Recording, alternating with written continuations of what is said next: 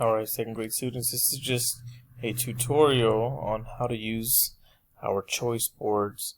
When you click on the link and this pops up, these ones that are blue and are underlined, if you click on them, they will have a link.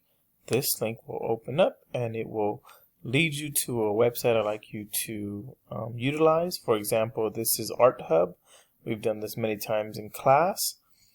But you get to have the freedom of choosing whatever drawing that you would like to draw. Hey, welcome to Art for Kids. On the ones that are not in blue or underlined, you'd have to go to them yourself. For example, Typing Club, 20 minutes. You know where to go for that. You go to pre-K through 5th and you're seeing USD. Find that. You know where to find code.org. Raz Kids, I put the link in there for you. For example, in your math choice board, I don't have any links because I'd like you to do Khan Academy. That is on your drop down menu. In mine is under teacher resources, but yours will say pre-K through 5, benchmark.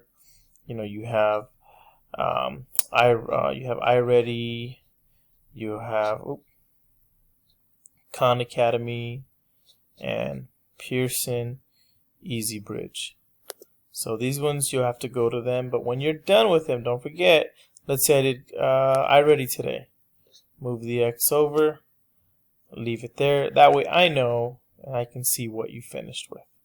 Alright, great job. Message me if you have any questions.